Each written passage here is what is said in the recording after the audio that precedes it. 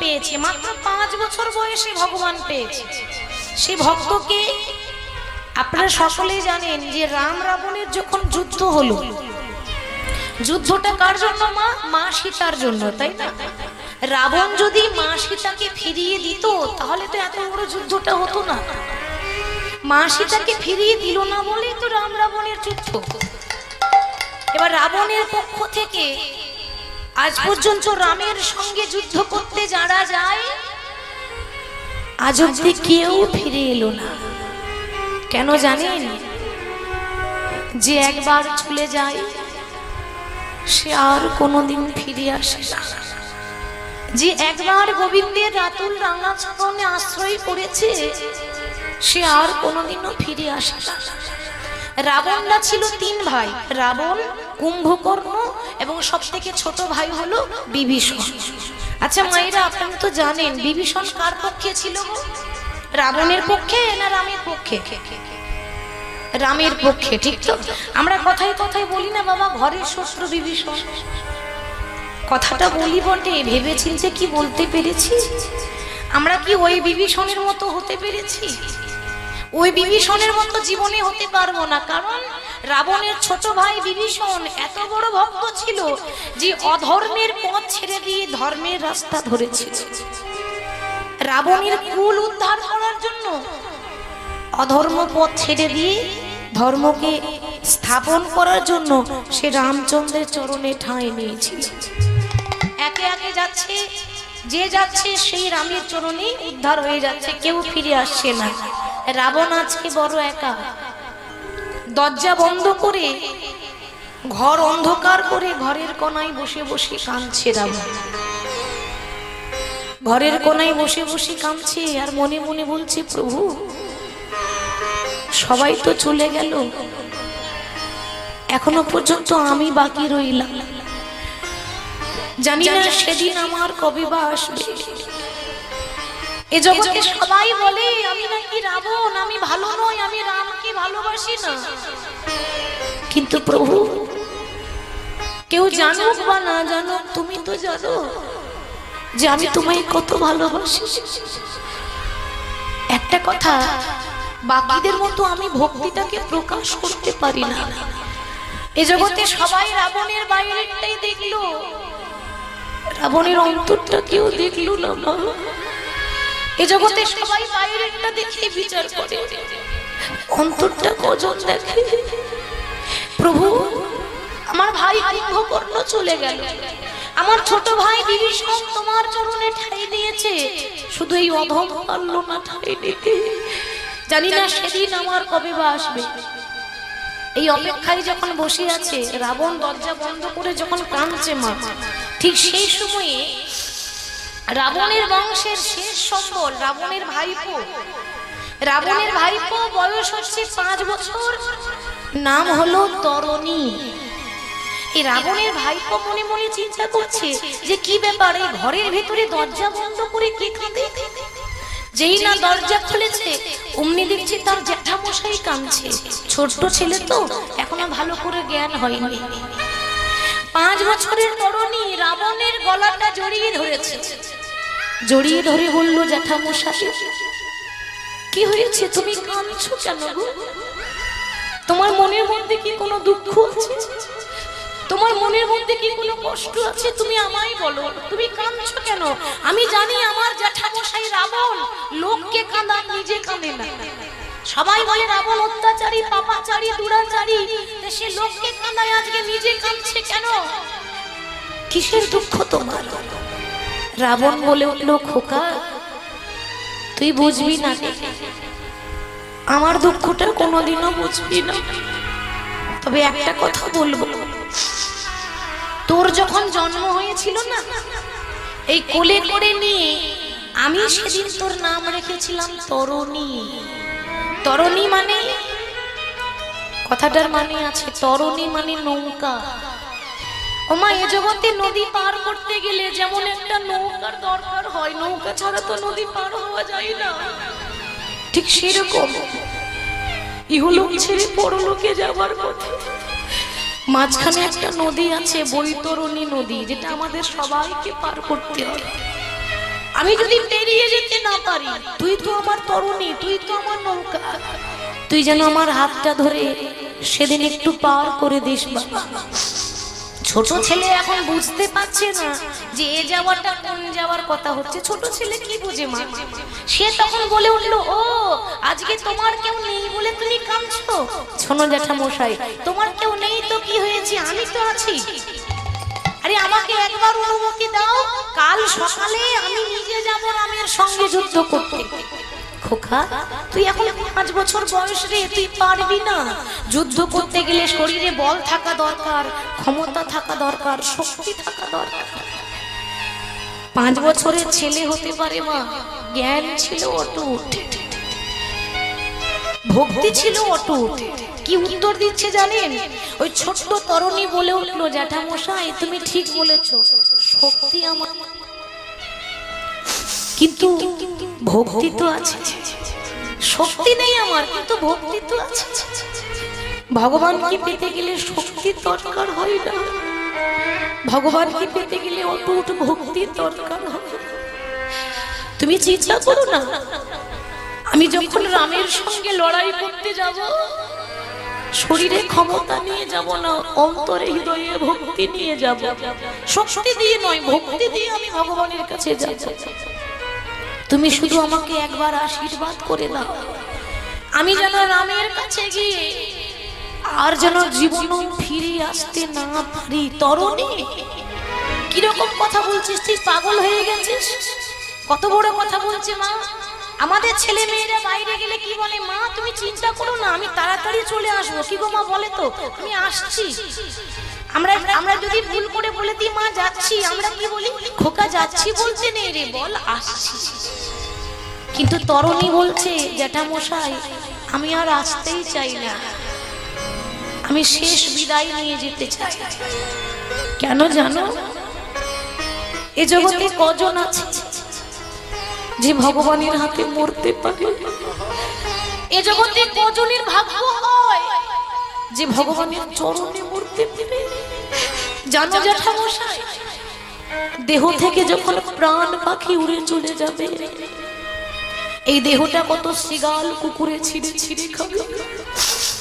ওই শিগাল কুকুরের সেবাই লাগা থেকে ভগবানের হাতে মরে যাওয়া অনেক ভালো। জ্যাঠামশাইকে প্রণাম করে মনে মনে ভাবছে, কাল সকালে চলে যাব তো, আর তো কোনোদিন দেখা হবে না, যাওয়ার আগে একবার মায়ের সঙ্গে দেখা করে যাবে। ছোট্ট ছেলে কত বড় ভক্ত, সেই রামায়ণের প্রত্যক্ষ প্রমাণ তরুণী। মাকে ডাকছে, মা মা। যেই না মাকে ডেকেছে, তরুণীর মায়ের নাম ছিল সরমা দেবী। এই সরমা দেবী ছুটে এসে বলছে, খোকা কি হয়েছে, তুই কাঁদছিস কেন এমন করে? মা আমি তোমার কাছে ছুটে এলাম কেন জানো? আর তো কোনোদিন তোমাকে মা বলে ডাকতে পাবো না, তাই শেষবারের মতো তোমাকে ডাকতে এলাম। আর তো কোনোদিন তোমার কাছে আসতে পারবো না, তাই শেষবারের মতো তোমার কাছে অনুমতি নিয়ে এলাম। খোকা কি বলছিস, তুই পাগল হয়ে গেলি নাকি?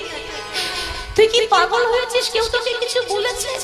মা আমাকে কেউ কিছু বলেনি, আমি তোমার কাছে কিছু চাইতে এসেছি, তুমি আমায় দেবে তো মা?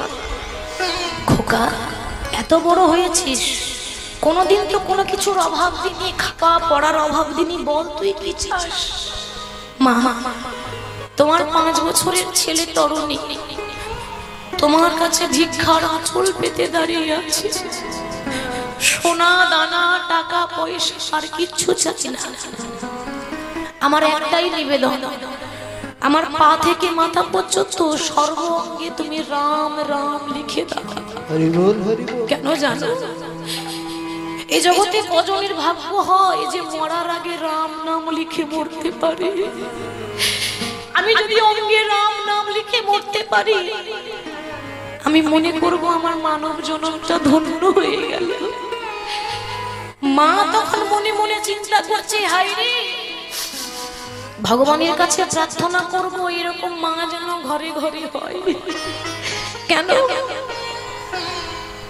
একটা কথা মনে রাখতে হবে, যে মায়ের গর্ভে কৃষ্ণ ভক্তের জন্ম হয় সে নিশ্চয়ই মাও নিশ্চয়ই গুণবতী, সেই মা নিশ্চয়ই কর্মের ফল ছিল। আরে সেই মা ধন্য যে মায়ের গর্ভে এমন একটা কৃষ্ণ ভক্তের সন্তানের জন্ম হয়। সেই মায়ের পূর্ব জন্মের সুস্মৃতি থাকে বলেই তার গর্ভে একটা কৃষ্ণ ভক্তের জন্ম হয়।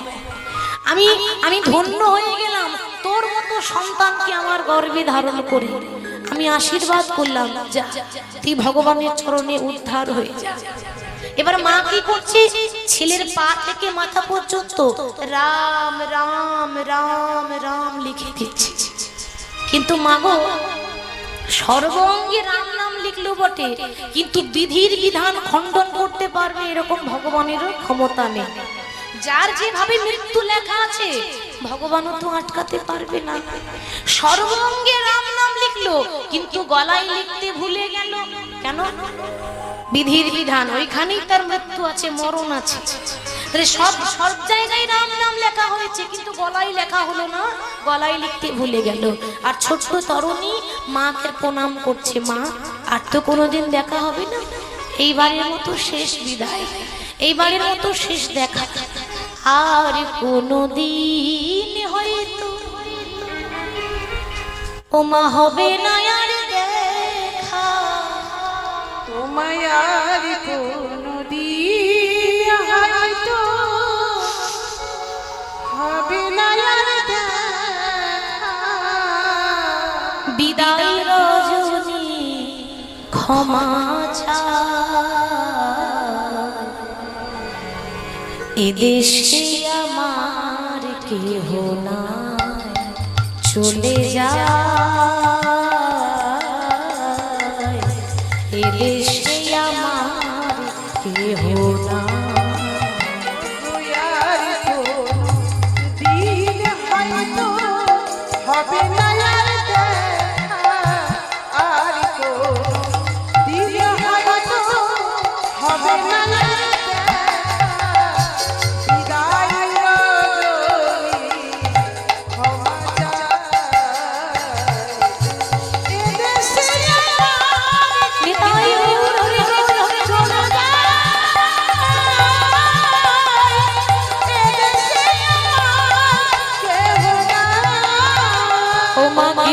মাতা কিবা পুত্র মরে এলো, শেষের দিনে কৃষ্ণ দিলে হবে না কে বা মাতা, কে বা পিতা, কে বা পুত্র পরিজন, শেষের দিনে তুমি বিনা কেহ নেই। ও মা কিবা মাতা কিবা পুত্র পরিজন, শেষের দিনে কৃষ্ণ দিলে হবে না। কে বা মাতা, কে বা পিতা, কে বা পুত্র পরিজন, শেষের দিনে কৃষ্ণ বিনা কেহ নেই। ও মা বিদায় রজনী ক্ষমা চায়, এদেশে আমার কেহ নাই, চলে যায় এদেশে আমার কেহ নাই।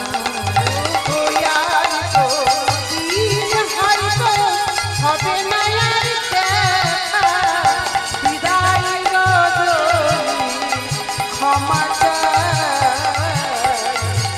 এদেশে আমার কেহ নাই, চলে যায় এদেশে নদী বন্ধু নাই। হরি বল। কথাটার মধ্যে অনেক তত্ত্বপূর্ণ কথা আছে। বলছে এই দেশে আর আমার কেহ নাই, কারণ আমরা তো এবার না ফেরার দেশে যাব একদিন। না ফেরার দেশ মানে যে দেশে গেলে আর কেউ ফিরে আসে। মাকে প্রণাম করে যেই না রামের কাছে গিয়েছে, রামের কাছে গিয়ে দাঁড়িয়ে রাম রাম রাম রাম করছে। রাম মনে মনে ভাবছে যে তরুণীকে বধ করার আগে আগে তরুণীর বাবাকে পরীক্ষা করে দেখতে হবে যে সে আমাকে বেশি ভালোবাসে না নিজের ছেলেকে বেশি ভালোবাসে।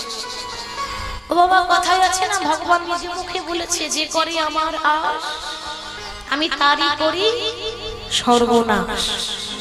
এই জগতে যারাই বেশি হরি হরি করবে তাদের কপালে কষ্ট আছে, তাই না? আপনি জীবনে লোকের ক্ষতি করেননি, জীবনে অন্যায় করেননি, সৎ রাস্তায় যাচ্ছেন, সৎ কথা বলছেন, কিন্তু মিলিয়ে দেখুন যত জীবনে দুঃখ কষ্ট জ্বালা যন্ত্রণা ভগবান আপনাকে দিয়েছে। কেন দেয় জানেন? ভগবান ভক্তকে কাঁদিয়ে, ভগবান ভক্তকে কষ্ট দিয়ে, ভগবান ভক্তকে যন্ত্রণা দিয়ে যাচাই করে দেখে নেয় যে ভক্তটা আমার কতটা খাঁটি আছে। যত পূর্ব তত খাঁটি হব, তো সোনা যেমন যত পুরে তত করে, সেরকম আমরা যত কষ্ট পাবো, যত পূর্ব, যত সংসার আগুনে দুঃখ পাবো, তত বেশি করে খাঁটি হব। তাহলে ভগবান পরীক্ষা করার জন্য ওই তরুণীর বাবা, সে বিভীষণ, ওই বিভীষণের ছেলে তরুণী, সেই সম্পর্কে রাবণের ভাইপো হচ্ছে। তো বিভীষণকে ডাকছে, বিভীষণ আগে প্রভু তুমি আমায় ডেকেছো? হ্যাঁ তোমায় ডেকেছি। আমার একটা প্রশ্নের উত্তর দাও। একটা 5 বছরের ছেলে এসেছে আমার সঙ্গে লড়াই করতে, আমি তার নাম জানি না, আমি তার ঠিকানা জানি না, তুমি কি বলতে পারবে যে তার নাম কি, সে থাকে কোথায়? ভগবানের পরীক্ষা দেখছেন না, বাবাকে পরীক্ষা করছে, ছেলেকে বেশি ভালোবাসে না ভগবানকে ভালোবাসে দেখি। আজ বাবার পরীক্ষা। বিভীষণ যখন দূর থেকে যেই না দেখেছে, মনে মনে চিন্তা করছে, হাই রে, এত বড় রাজ্যে আমার দাদা রাবণ আর কাউকে পেল না, আমার 7 নয় 5 নয় একটা মাত্র ছেলে, সেই ছেলেকেও পাঠিয়ে দিয়েছে যুদ্ধ করতে, কিন্তু আমি এখন বলবো কি করে যে ওটা আমার ছেলে? যদি আমি বলে দিই তাহলে আমার ছেলে রামের চরণ পাবে না। না না, যাহা কৃষ্ণ তাহা নাই মায়ার অধিকার। আমি যদি বাবা হয়ে মায়ায় পড়ে থাকি তাহলে তো কোনোদিনও ভগবান প্রাপ্ত হবে না। তাই সত্যিটাও বললো না, আবার মিথ্যাটাও বললো না। বিভীষণ বলছে, প্রভু তুমি যাকে দেখছো না সে অন্য কেউ নয়, সে রাবণের ভাইপো, যার নাম হলো তরুণী। মানে একবারও বললো না যে আমার ছেলে। সেটা কি বলেছে? মানে দেখুন না, সত্যি বলেনি কিন্তু মিথ্যাও তো বলেনি। সে রাবণের ভাইপো, নাম হলো তরুণী। ভগবান বলছে, বিভীষণ তুমি যখন এত কিছু জানো তখন এটাও বলে দাও যে ওর কোন জায়গায় আঘাত করলে ছেলেটা মরবে। আমি তো জায়গা খুঁজে পাচ্ছি না। কেন জানো? ওর পা থেকে মাথা পর্যন্ত রাম নাম লেখা। আমি যে কোথায় বান ছুড়বো আমি বুঝতে পারছি না।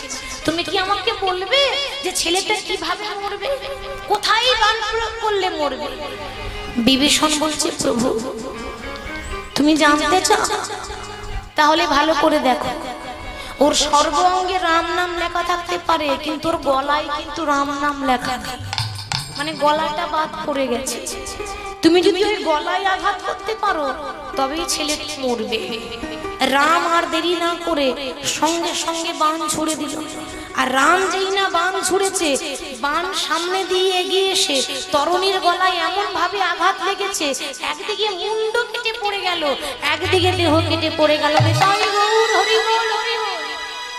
কিন্তু মুন্ড কেটে গেলে কি হবে? তখনও পর্যন্ত নাম ছাড়ে না। মুন্ডটা কেটে পড়ে গেল, তবু কাটা মুন্ড রামে নামে করে গো, তবু কাটা মুন্ড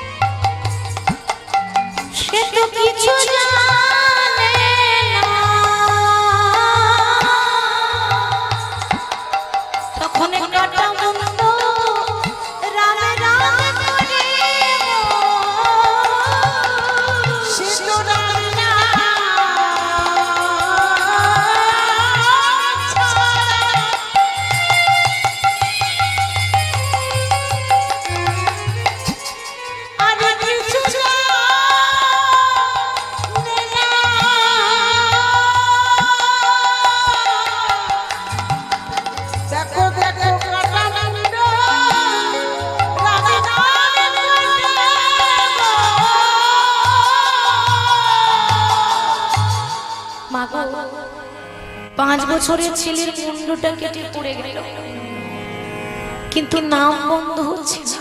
ঝরঝর করে রক্ত পড়ছে, দেহটা ছটফট ছটফট করছে, আর কাটা মুন্ড রাম রাম রাম, নাম বন্ধ হচ্ছে। এবার বলুন, ছেলের এই শেষ দশা দেখে কোন বাবাটা স্থির থাকতে পারে? এ জগতে এমন কোন বাবা আছে যে ছেলের মৃত্যুটা দাঁড়িয়ে দাঁড়িয়ে দেখবে? প্রত্যেকটা বাবা চায়, প্রভু তুমি আমাকে নিয়ে নাও, আমার ছেলে মেয়েরা যেন ভালো থাকে, আমি মরে গেলেও হবে, আমার সন্তানদের যেন মঙ্গল হয়। বিভীষণ দাঁড়িয়ে দাঁড়িয়ে দেখছে, কিন্তু প্রতিবাদ করতে পারছে না। অঝোর ঝরে যখন কেঁদেই যাচ্ছে, ভগবান রাম তখন মৃদু মৃদু হাসতে হাসতে জিজ্ঞাসা করছে, কি গো, আমি আঘাত করেছি তরুণীকে, তা যন্ত্রণাটা তোমার হচ্ছে কেন? তুমি কাঁদছো কেন? কি ব্যাপার? তাহলে ওর সঙ্গে কি তোমার কোনো সম্পর্ক আছে? ভগবান দেখেছেন কত কঠিন শাস্তি দিচ্ছে। এটা শাস্তি নয়, এটা পরীক্ষা। ভক্তকে পরীক্ষা করছে। যেই না বলেছে তুমি কাঁদছো কেন, বিভীষণ বলছে, প্রভু তুমি তো জানো, তুমি কি জানতে না যে ছেলেটা আমার? বাবা, যে ভগবান হবে সে জানবে না যে ছেলেটা কার? ভগবান সব জানে, তুমি জেনে শুনে তুমি আমাকে পরীক্ষা করলে তো। রাম বলছে, বিভীষণ আমি দেখলাম তুমি আমাকে কত ভালোবাসো, ছেলেকে বেশি ভালোবাসো না আমাকে ভালোবাসো? তুমি আমার পরীক্ষায় সফল হলে বলো তুমি টাকা পয়সা কি চাও, গাড়ি বাড়ি কি চাও, তুমি বলো, যা চাইবে তাই দেব।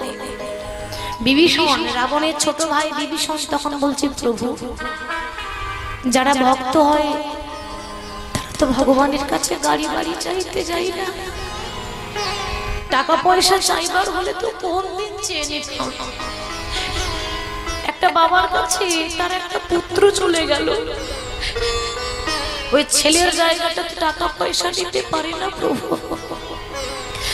তবে একটা আশীর্বাদ করে দাও, পরজন্ম বলে যদি কোনো জন্ম থাকে এমন আশীর্বাদ করো আমার ওই ছেলে যেন আবার জন্ম নিতে পারে, আবার জন্ম নিয়ে যেন তোমার চরণ দুটো আশ্রয় করতে পারে। তথাস্তু, তাই হবে।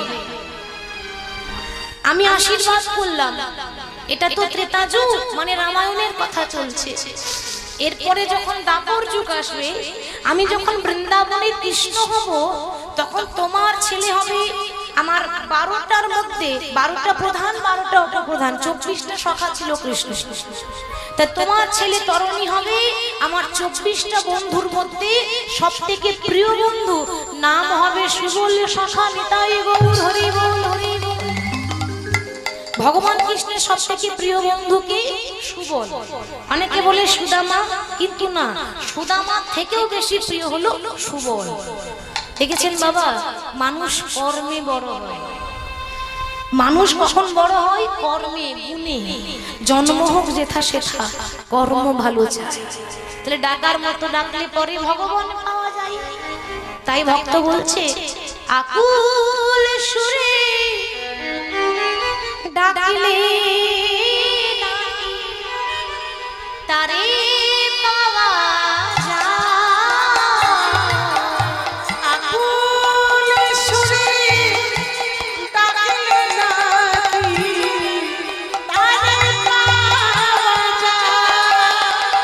মন আকুল সুরে ডাকলে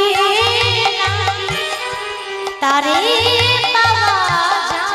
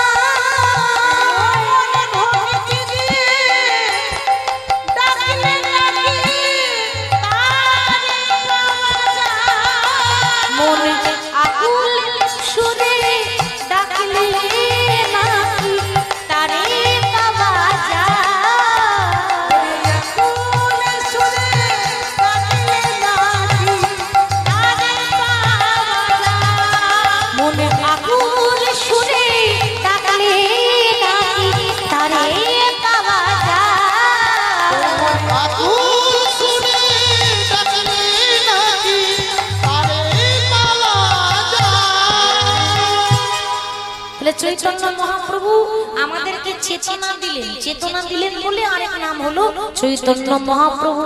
তাই ভক্তগণকে ডেকে বলছে, ভক্তগণ ওগো তোমাদের লাগে আমি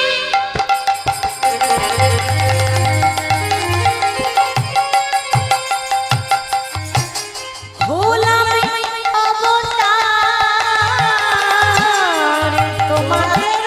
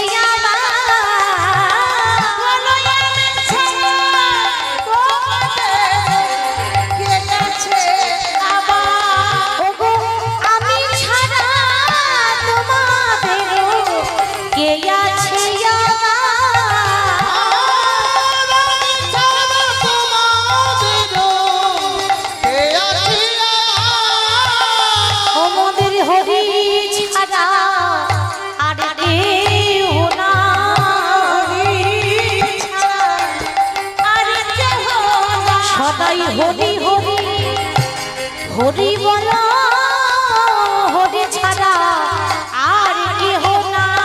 হরি হরি হরি বলো প্রেমানন্দের বাহু তুলে হরি হরি হরি বলো প্রেমানন্দে বাহু তুলে হরি হরি হরি বলো হরি ছাড়া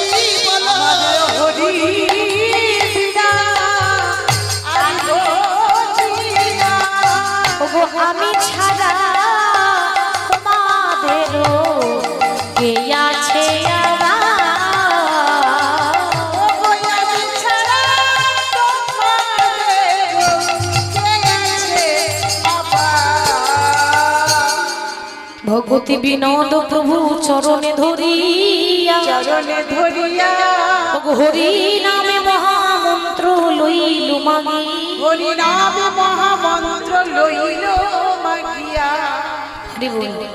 পদকর্তা ভক্তি বিনোদ দাস ঠাকুর কলম দিচ্ছেন যে মহাপ্রভু যে হরি নামের বন্যা ভাসলেন, নিজেও ভাসলেন, জগৎকে ভাসালেন, শুধু আমি বাকি রয়ে গেলাম, আমি এখনো পর্যন্ত ভাসতে পেলাম না।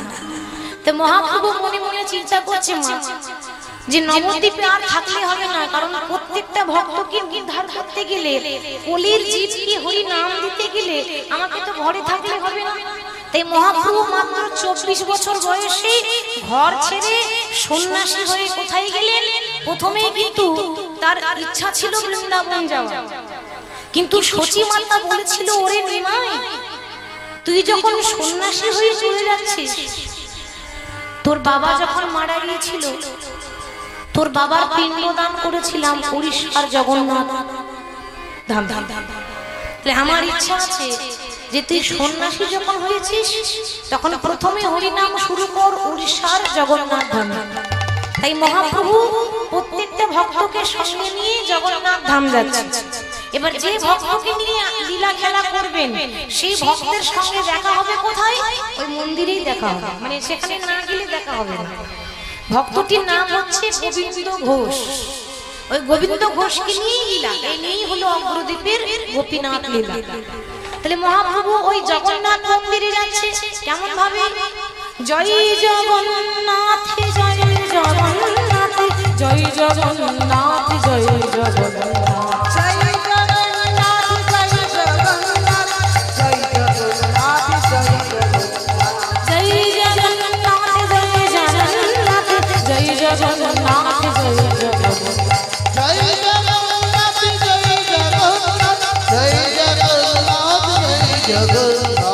জগন্নাথ জয় জগন্নাথ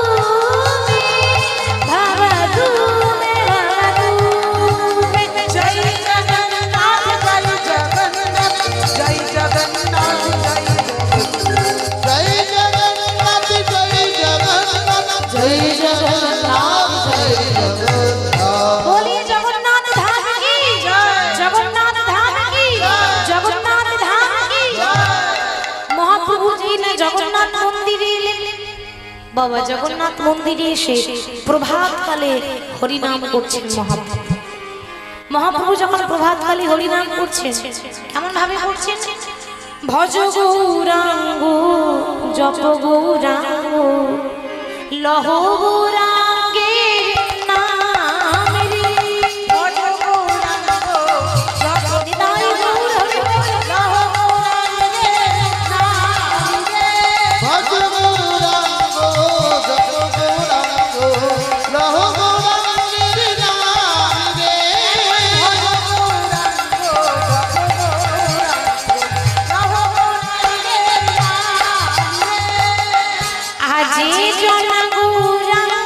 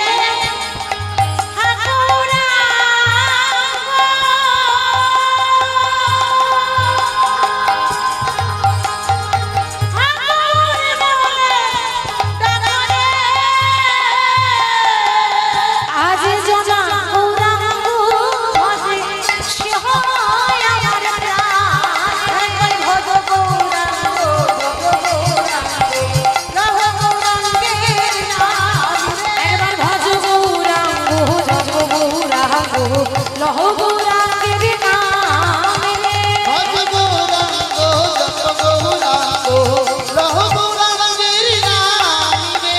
হরি হরি হরি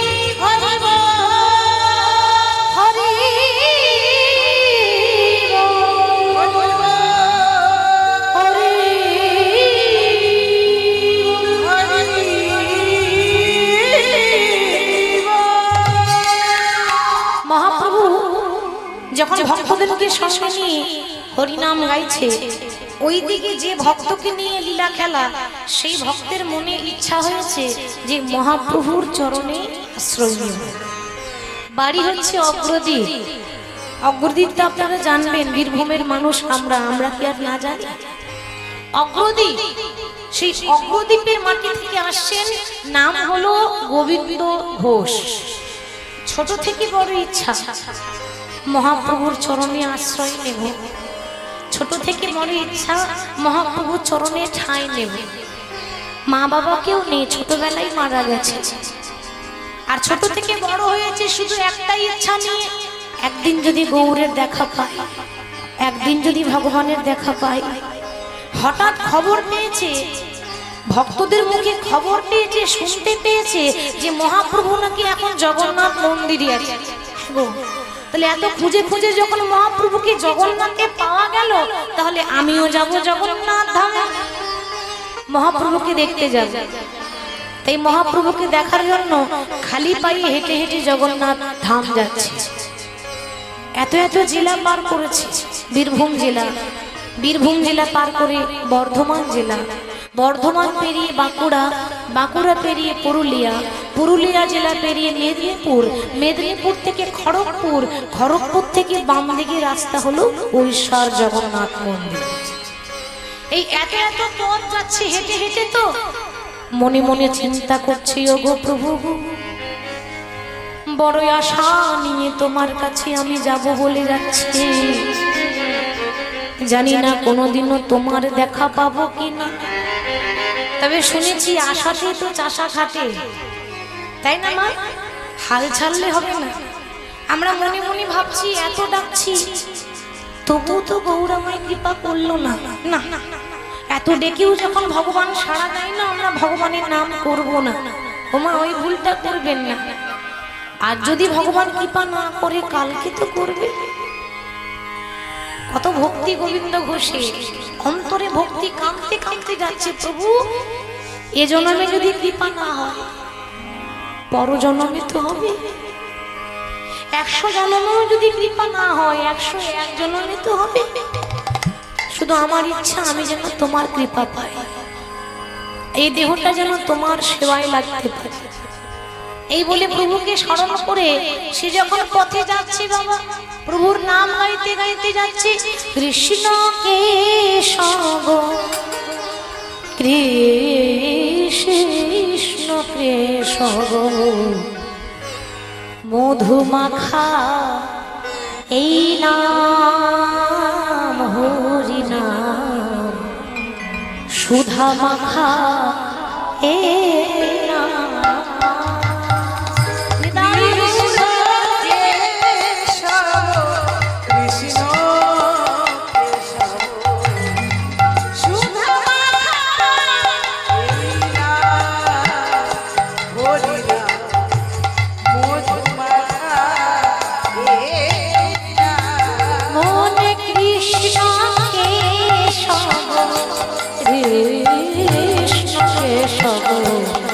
মধুমাখা এই নাম হরি নাম, সুধা মাখা এই নাম। কৃষ্ণ কেশব কৃষ্ণ কেশব সুধা মাখা এই নাম হরি নাম, মধু মাখা এই নাম। জপরে জপরে জপরে মনে বাসনা, জপরে জপরে জপরে বাসনা, ওগো সুধা মাখা এই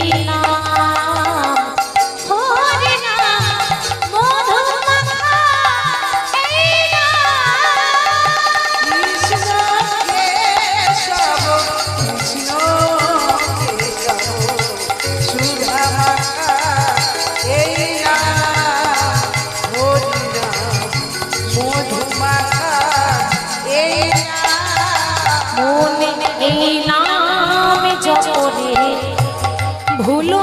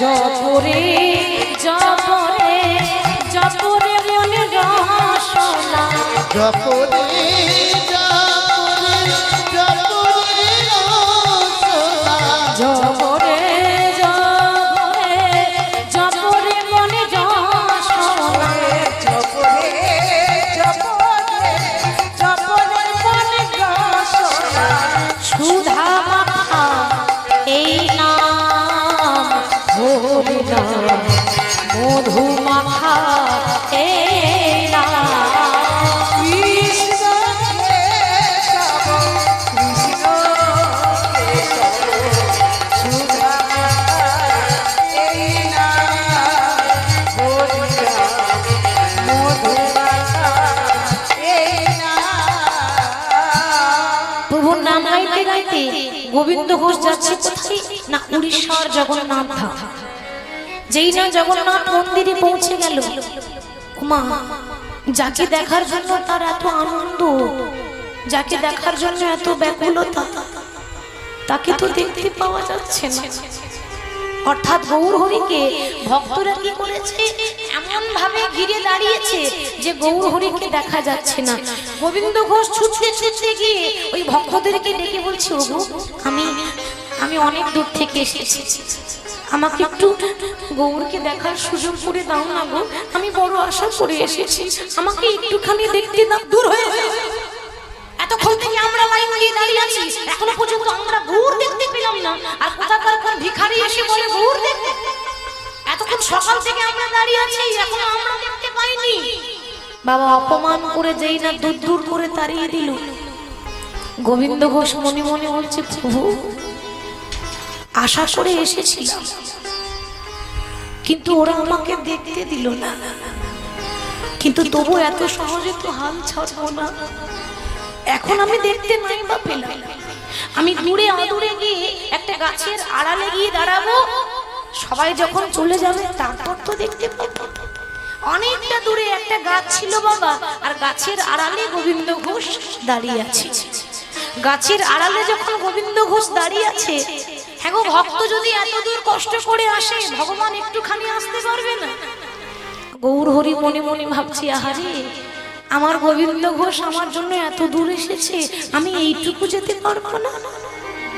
গৌর হরিও তখন ছুটতে ছুটতে গিয়ে ওই গাছের আড়ালে গিয়ে ওই গোবিন্দ ঘোষকে জিজ্ঞাসা করছে, কি গো তুমি অমন করে গাছের আড়ালে থেকে আমাকে লুকিয়ে লুকিয়ে দেখছো কেন? আমার সামনে এসে তো দেখতে পারো। গোবিন্দ ঘোষ বলছে, প্রভু আশা তো অনেক করেছিলাম যে তোমাকে দেখবো, তোমার চরণ দুটো জড়িয়ে ধরবো, কিন্তু কেউ দেখতে দিল না, দূর দূর করে তাড়িয়ে দিল। ও কি নাম তোমার? আমার নাম আগে, হ্যাঁ আমার নাম গোবিন্দ ঘোষ। ও থাকো কোথায়? আমি সেই অগ্রদ্বীপে থাকি প্রভু। বেশ বেশ, তা কি চাও তুমি? প্রভু আমি যে জগন্নাথ দেখতে চাই। জগন্নাথ দেখতে? বেশ তো, ওই তো মন্দিরে দরজা খোলা আছে, যাও জগন্নাথ দেখে এসো। জগন্নাথের মন্দির খোলাই আছে, তুমি যাও দিয়ে জগন্নাথ দেখে এসো। গোবিন্দ ঘোষ বলছে, প্রভু সবাই যে জগন্নাথ দেখতে আসে, আমি তো সেই জগন্নাথ দেখতে আসি। সে কি কথা, তুমি কোন জগন্নাথ দেখতে এসেছো? দেখো প্রভু, এ জগতে সবাই যে জগন্নাথকে পুরী ধামে দেখতে যায়, সে অচল জগন্নাথ, কথা বলতেও পারে না, নড়াচড়া করতে পারে না। আর আমি যে জগন্নাথ দেখছি সাক্ষাৎ সচল জগন্নাথ, যে কথা বলতে পারে, নড়াচড়া করতে পারে, কাঁদতে পারে, নাচতে পারে, গড়াগড়ি দিতে পারে। কেউ জানুক বা না জানুক, আমি জানি যেই গৌর সেই কৃষ্ণ সেই জগন্নাথ, সেই জগন্নাথ, যেই গৌর সেই কৃষ্ণ সেই জগন্নাথ, সেই জগন্নাথ, যেই গৌর সেই কৃষ্ণ সেই জগন্নাথ।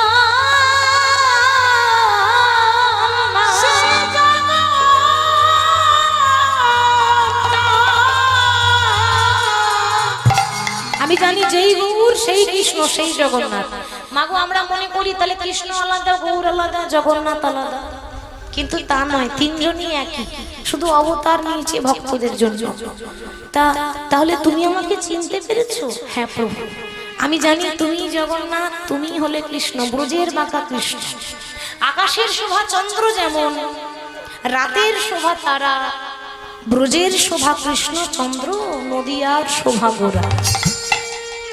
ব্রাহ্মণের পরিতে শোভা, ব্রাহ্মণদের পরিতেটা গলায় খুব শোভা পায়, তাই না? এক একজনের তো এক একটা শোভা আছে। ব্রাহ্মণের পরিতে শোভা, যোগীদের শোভা হলো মাথার জটা, বৈষ্ণবের তিলক শোভা, আর নারীর শোভা হলো সিন্দুরের ফোঁটা। সরোবরের পদ্ম শোভা, পদ্মের শোভা অলি, আর হরিবাসরের শোভা হলো আমার গৌর ভক্ত মণ্ডলী। হরি গৌর, হরি বল, হরি বল। তোমার কাছে আমি অন্য কিছু চাই না, আমার মনে একটাই চাওয়া পাওয়া, সেটা কি জানো? বহু ভাগ্যের ফলে আমি তোমার দর্শন পেলাম, বহু ভাগ্যের ফলে আমি তোমার রাঙা চরণটা ধরতে পেলাম। ওগো এই আশীর্বাদ করো মোরে, আমি যেন গৌর বলে, গৌর বলে যেন কাঁদিতে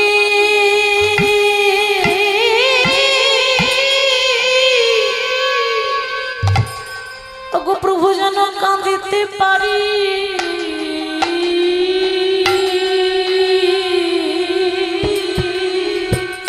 যেন গৌরী বলে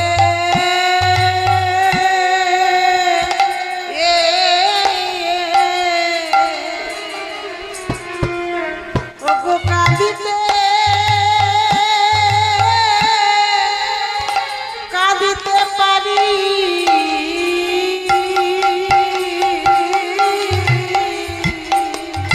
ওগো গৌরে আশীর্বাদ,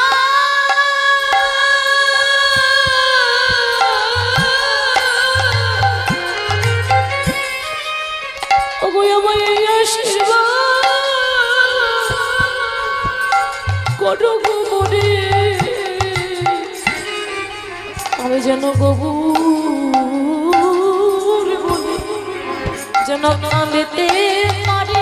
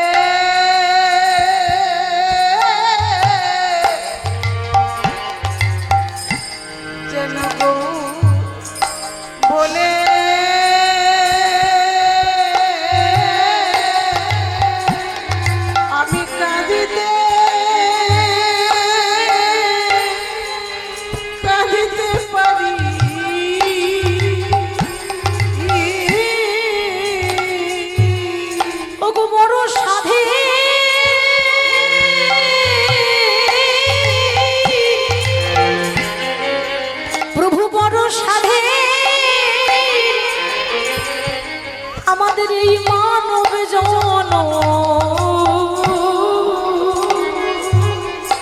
ওগো প্রভু গো, আমি যেন গো যেন কাঁদিতে পারি বরসারে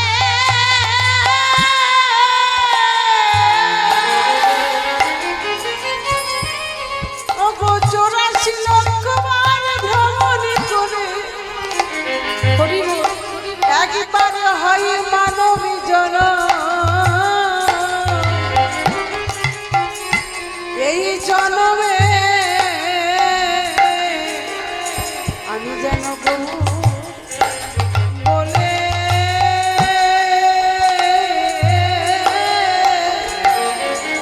ওগো কাঁদিতে পারি।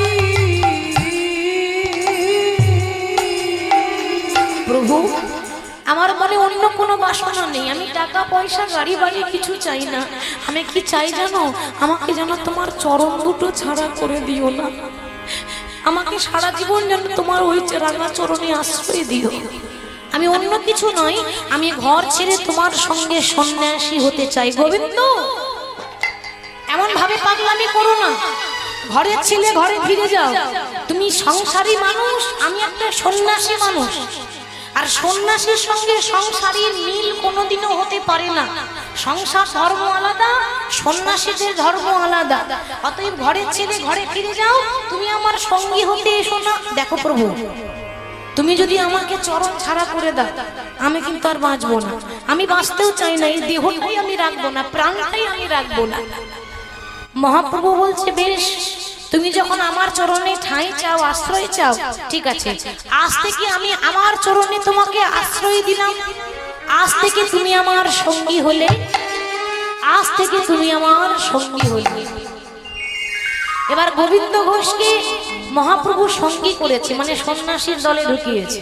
আজ থেকে গোবিন্দ ঘোষও সন্ন্যাসী, এতদিন সংসারে ছিল, এবার সন্ন্যাসী। এরপর মহাপ্রভু জিজ্ঞাসা করছে, আচ্ছা গোবিন্দ, তুমি যে আমার সঙ্গী হয়েছো, আমার সঙ্গে হরিনাম সংকীর্তনে মেতেছো, এই পথে এসেছো, তোমার মনে কি কোনো ইচ্ছা আছে? তুমি আমাকে বলো, আমি পূর্ণ করে দেব।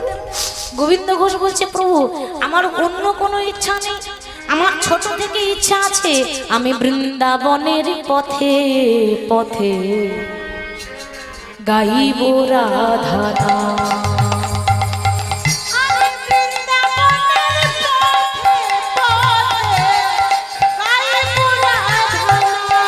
ওই আমি বৃন্দাবনের পথে পথে গাইব রাধা নাম। আমি বৃন্দাবনের পথে পথে গাইব রাধা নাম। প্রভু আমারে মুছে যাবে মনের কালি,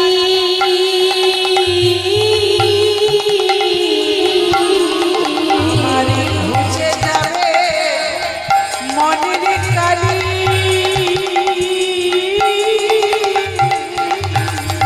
প্রভু পূর্ণ হবে মনস্কার।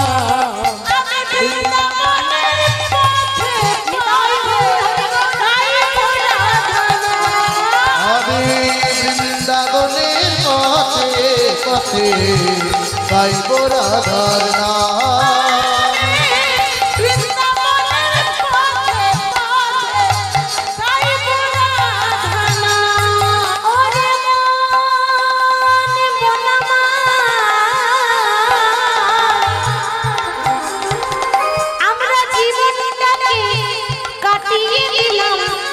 হাজার কাজের ভিড়ি, আমার জীবনটাকে কাটিয়ে দিলাম। হরি বল হরি বল। হাজার কাজের ভিড়ে। কত সুন্দর কথা।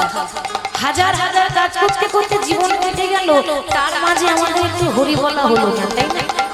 তার মাঝে হরি বলা আমাদের হলো না, সময় হলো না আমাদের। তাই বলছে, ভক্ত বলছে, কলম দিচ্ছে, আমার জীবনটাকে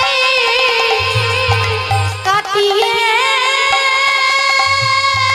দিলাম মনরে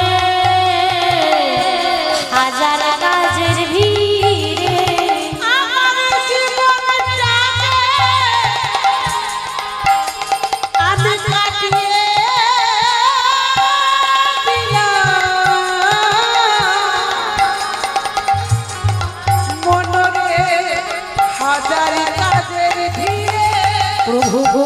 অন্তিমে সব অসার ভেবে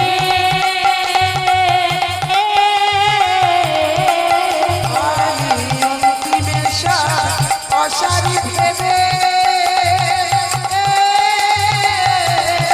ও প্রভু গো এলাম তোমার দ্বারে আমি জীবন মরণ সব সহিলাম জীবন মরণ সব সখী আমি জীবন মরণ সব সহিলাম আমি জীবন মরণ সব সখিয়া গো তোমার ওই চরণে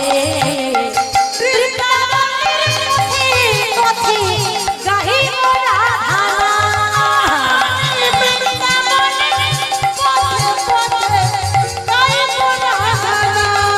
আমি বৃন্দাবনের পথে পথে গাইব রাধা আমি বৃন্দাবনের পথে পথে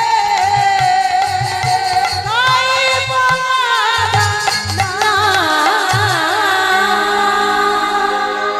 প্রভু আমার ইচ্ছা আছে বৃন্দাবনের পথে পথে গাইব রাধা কথাটা কে বলছি গোবিন্দ ঘোষ বলছে মহাপ্রভু বলছে গোবিন্দ তা তুমি যখন বৃন্দাবন যেতে চাও তা চলো আমরা একসঙ্গে যাই কিন্তু বৃন্দাবন তার ঘরের কাছে নয় আর আমাদের উদ্দেশ্য হচ্ছে প্রত্যেকটা গ্রামে গ্রামে নাম প্রচার করা পৃথিবীতে আছে যত নগরাদি গ্রাম সর্বোচ্চ প্রচার করো মোরে হরে কৃষ্ণ মহামন্ত্র নাম শুধু এক জায়গায় নয় তাহলে মহাপ্রভু গোবিন্দ ঘোষ প্রত্যেকটা গ্রামে নাম প্রচার করছে এই গ্রামে করছে আবার পাশের গ্রামে হরি নাম দিচ্ছে তার পাশের গ্রামে হরি নাম দিচ্ছে মানে যত মানুষ ছিল এলাকার সবাই হরি নামে ডুবে যাচ্ছে এইভাবে হাঁটতে হাঁটতে হাঁটতে হাঁটতে উড়িষ্যা ছেড়ে পশ্চিম বাংলায় ঢুকেছে বহু রাস্তা পশ্চিম বাংলায় ঢুকে আস্তে আস্তে বাবা পূর্বস্থলী বলে একটা জায়গা আছে পূর্বস্থলী ওটা পূর্ব বর্ধমান জেলা তো ওই পূর্বস্থলী গ্রামেই মহাপ্রভু পৌঁছে গেলেন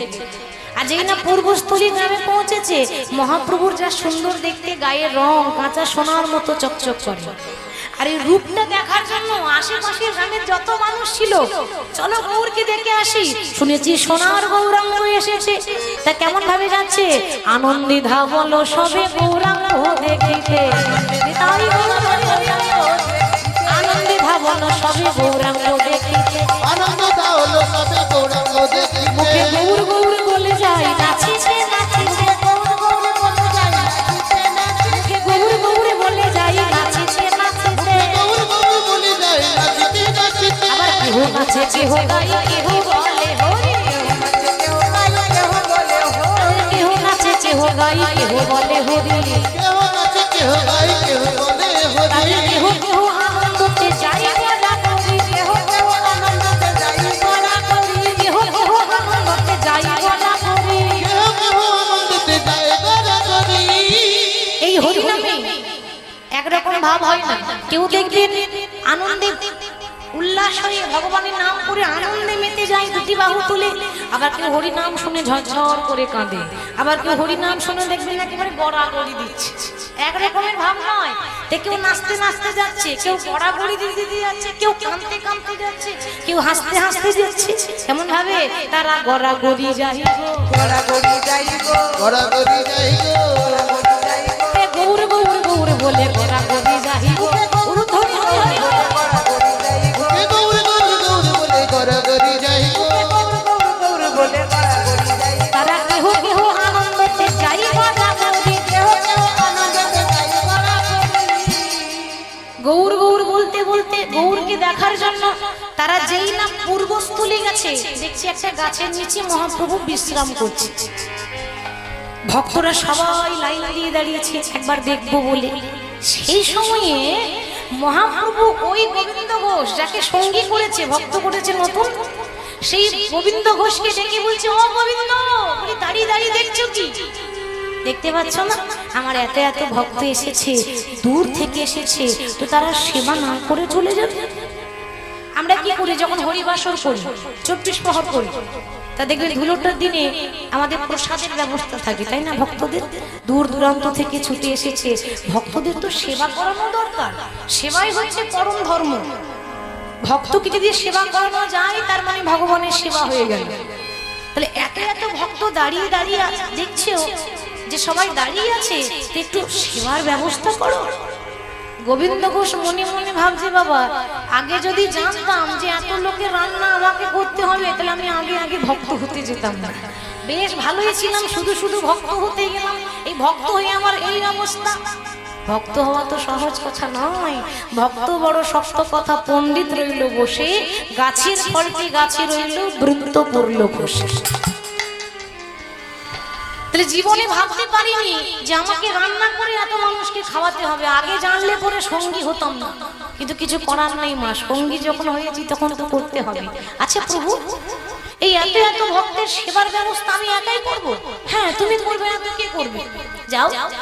কিন্তু প্রভু গো, তুমি বলছো বটে, সেবার ব্যবস্থা করবো কি করে? রান্না করতে গেলে চাল ডাল তন্দুর কত কি লাগবে, ওসব শাক সবজি চাইলাম, আমার কাছে তো কিচ্ছু নেই। আরে বাবা, তোমার কাছে নেই তো কি হয়েছে? ভালো করে তাকিয়ে দেখো, আমার ভক্তরা কোনোদিনও খালি হাতে আসে না। যারাই নাম শুনতে যায় খালি হাতে আসে না, আর যেমন সামর্থ্য গোবিন্দের জন্য দিয়ে আসে। তো তাদের কাছে সেটা নাও, তাতেও যদি না হয় তো এই গ্রাম থেকে 3 কোষ দূরে একটা গ্রাম আছে, ওই গ্রামে তুমি ভিক্ষা করে নিয়ে এসো। ভিক্ষা করে নিয়ে এসে নিজের হাতে রান্না করো, রান্না করে ভক্তদের সেবা দাও। আর হ্যাঁ, বারবার বলছি গোবিন্দ ভালো করে শুনে রাখো, সেবা দেওয়ার পর ভক্তের এঁঠো পাতা নিজের হাতে তুলে তুলে পরিষ্কার করবে। প্রভু, খেতেও দেবো আবার এঁঠোটাও তুলবো। হরি বলি, সবারই মনোভাব তো সমান থাকে না। অনেকে সেবা দিয়ে একদম ভক্তি ভরে দেয়, শাক অন্য দেন, কিন্তু যেন ভালোবাসা থাকে, ভক্তি থাকে, তাই না? আবার অনেকে সেবা দেওয়ার পরে বলে, দূর ওই এঁঠো তুলতে পারবো না, এঁঠো আবার কি জন্য তুলবো, খেতে দিতে হয় দেব। ঠিক তো?